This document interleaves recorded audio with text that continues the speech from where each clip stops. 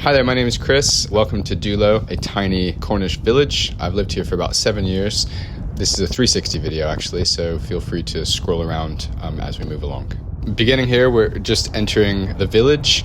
A village in the UK is typically defined by a small community centered around a local church, whereas a city is obviously a much larger community centered around a cathedral. The nearest city to Dulo is about a half an hour drive.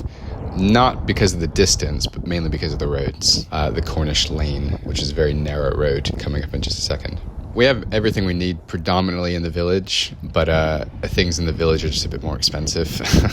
But they're usually directly from the local farms. As I'm driving in this video, you can see some of the fields, the farm fields that we pass along. It's pretty cool. You live a lot closer to the ground in this area of the world. We actually live in an orchard. We've got about 35 apple trees of different varieties, so those are all coming out.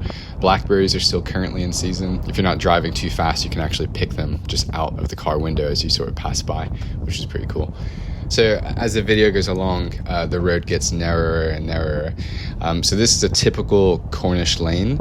It's a bit disorienting at times if you're not used to it because the hedgerows are higher than the car, so you can't often see what's on either side, so it feels like you're driving through a maze. It is a two-way road, but yeah, you get used to it. You get very good at reversing. So pray for these local church communities. I hate to use the word, but like many other Western areas, like the church is kind of in decline. It's sort of dying. But there are many people of faith here who genuinely love Jesus and want to be involved. And it's a big step for them to even speak to their British neighbor, let alone a person from an unreached corner of the world that's now here as a refugee or an asylum seeker. So pray for these small communities, for the church to come back to life and to have an excitement to reach the nations.